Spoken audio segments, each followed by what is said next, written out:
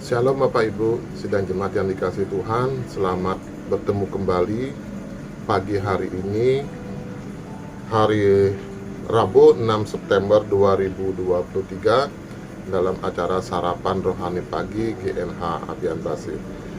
Bapak Ibu, senang sekali saya dapat menjumpai Bapak Ibu tentunya dalam keadaan sehat walafiat di pagi hari ini.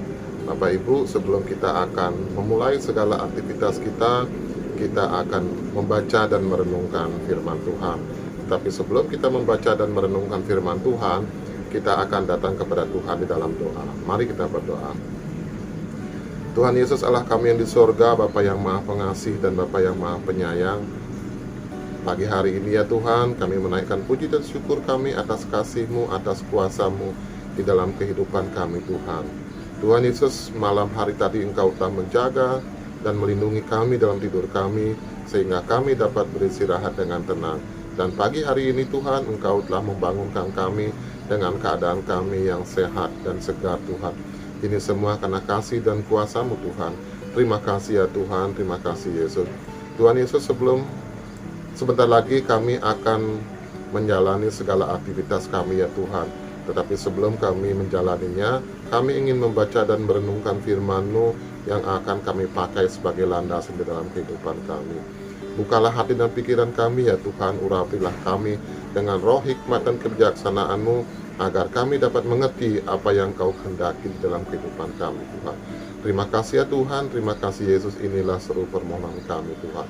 Di dalam nama Tuhan kami Yesus Kristus kami memohon. Haleluya, amin. Bapak Ibu yang terkasih, firman Tuhan pada pagi hari ini diambil dari dua ayat nas kita, yaitu dari Sakaria 8 ayat yang ke-6 dan Roma 14 ayat yang ke-19. Beginilah firman Tuhan. Sakaria 8 ayat yang ke-16, berkatalah benar seorang kepada yang lain dan laksanakanlah hukum yang benar, yang mendatangkan damai di pintu-pintu gerbangmu. Roma 14 ayatnya ke-19, marilah kita mengejar apa yang mendatangkan damai sejahtera dan yang berguna untuk saling membangun. Bapak Ibu,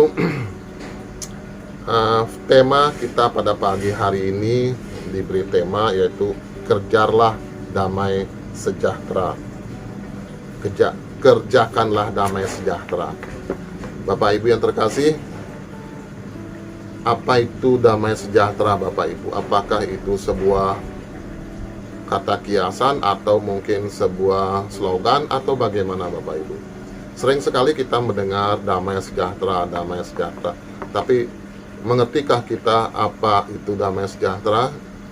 Kenapa kita harus mengerjakan damai sejahtera? Nah, untuk itulah pagi hari ini kita akan mencoba untuk membaca dan merenungkan firman Tuhan ini tuh, Bapak Ibu. Bapak Ibu, damai sejahtera itu merupakan suatu keadaan yang penuh kasih, ketenangan, keamanan, kebaikan, keutuhan, tidak ada permusuhan dan tidak ada perselisihan. Kemudian bagaimana kita bisa mengerjakan damai sejahtera ini? Inilah yang harus kita lakukan dan inilah yang Tuhan mau di dalam kehidupan kita. Cara mengerjakan damai sejahtera menurut bacaan yang pertama, yaitu Sakaria 8 ayat yang ke-16 ini, adalah hidup dalam perkataan yang benar seorang kepada yang lain. Nah Bapak Ibu, kalau misalnya kita di dalam setiap kehidupan kita sehari-hari, kita selalu berbohong, kita selalu menipu, atau kita selalu berdusta, apakah kita bisa merasa tenang Bapak Ibu? Apakah kita merasa nyaman? Apalagi ketika kita misalnya dihadapkan kepada pengadilan yang mau menanyakan kita sebagai saksi atau mungkin menjadikan kita sebagai terpidana. Kalau kita berkata bohong, tentu banyak sekali hal-hal yang harus kita lakukan untuk menutupi kebohongan itu. Dan itu akan membuat kita sangat berat Bapak Ibu.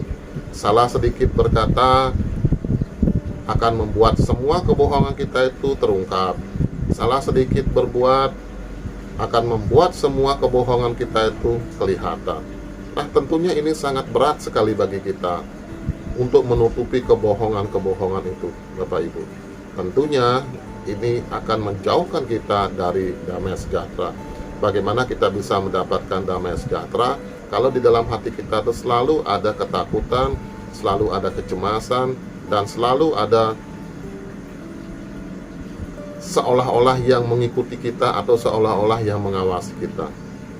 Nah, berbeda halnya dengan kita yang selalu mengutamakan, selalu mengucapkan dan selalu berbuat kebaikan, kebenaran, dan kejujuran. Pada saat kita ditanya atau mungkin pada saat kita diinterogasi, tentunya kita akan menjawab dengan apa adanya dan tidak membuat rekayasa apapun.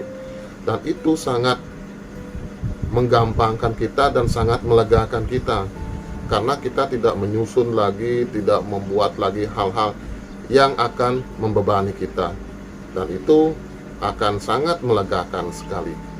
Nah, itulah yang diinginkan oleh Tuhan Yesus dalam kehidupan kita, Bapak Ibu. Bapak Ibu yang terkasih, bangsa Israel ketika diselamatkan dinyatakan bagi mereka, maka Tuhan berkata bahwa buah yang harus mereka hasilkan sebagai umat Tuhan adalah berkata benar. Jadi Tuhan mengharapkan kita dan menginginkan kita untuk selalu berkata benar. Kemudian bukan hanya berkata benar saja, tetapi harus juga melaksanakan apa yang benar itu. Jadi tidak hanya sebatas perkataan di bibir saja, tetapi disertai dengan tingkah laku kita dalam setiap kehidupan kita.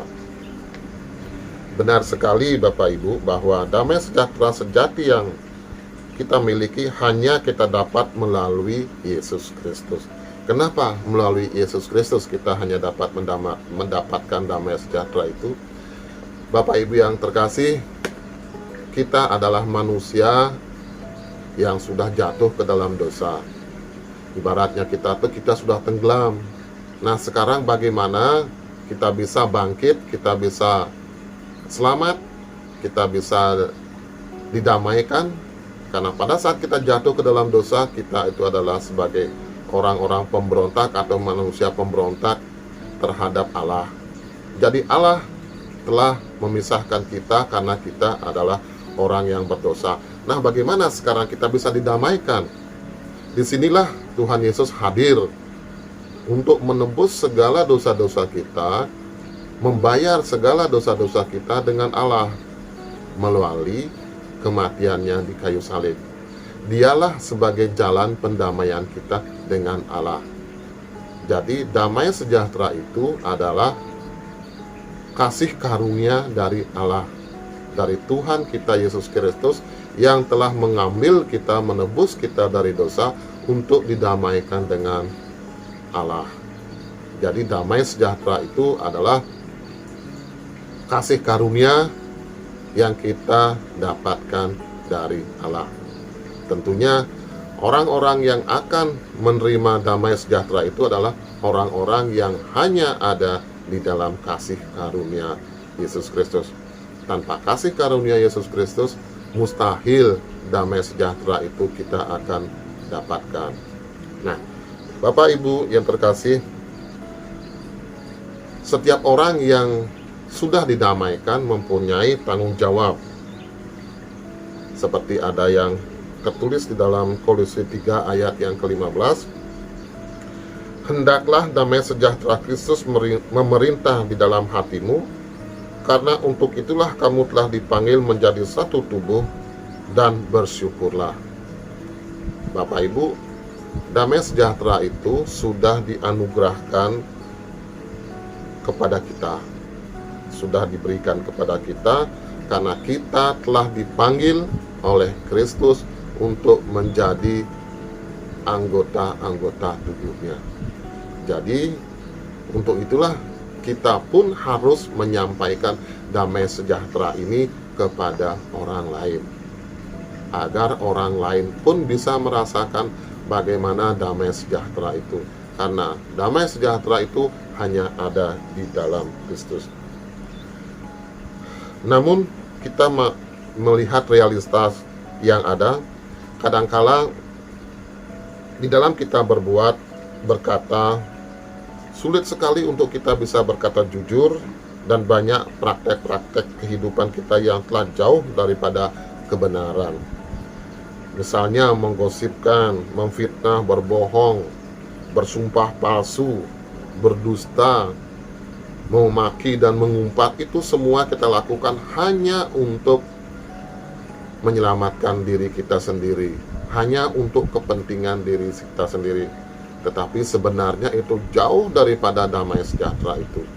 Karena apa? Karena damai sejahtera itu adalah kita hidup dengan sesama kita, dan kita merasakan bagaimana kita selalu bersama-sama dengan saudara-saudara kita yang lain, bersama-sama menikmati kasih karunia Tuhan.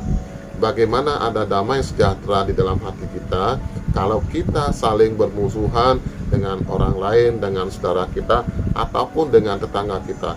Apakah itu mungkin ada damai sejahtera? Sekarang kita mengatakan saya damai sejahtera, tapi keluar dari pintu rumah melihat saudara kita sudah menjebeng atau juga membuang muka.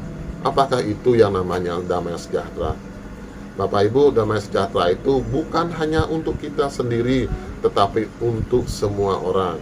Jadi damai sejahtera itu harus kita kerjakan, karena damai sejahtera itu sudah dianugerahkan oleh Tuhan Yesus kepada kita untuk sesama kita, bukan hanya untuk diri kita sendiri.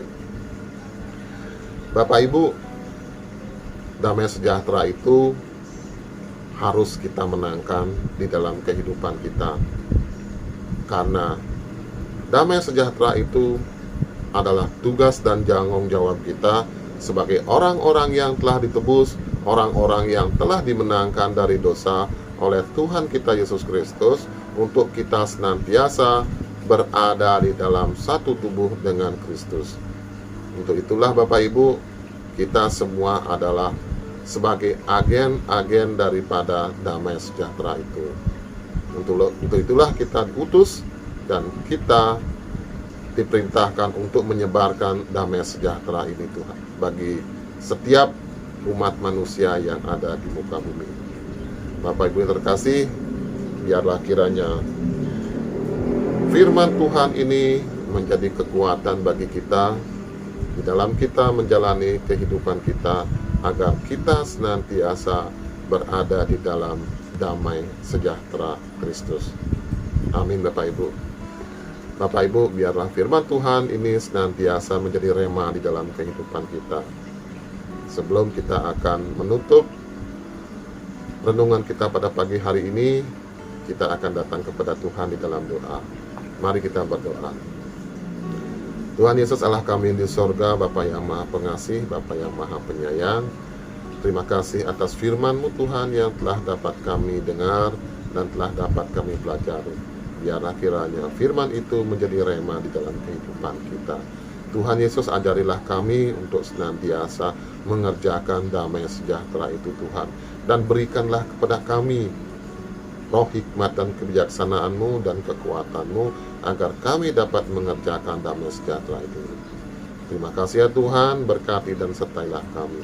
Di dalam nama Tuhan kami Yesus Kristus kami memohon. Haleluya. Amin. Terima kasih Bapak Ibu, selamat bekerja, Tuhan Yesus memberkati. Shalom.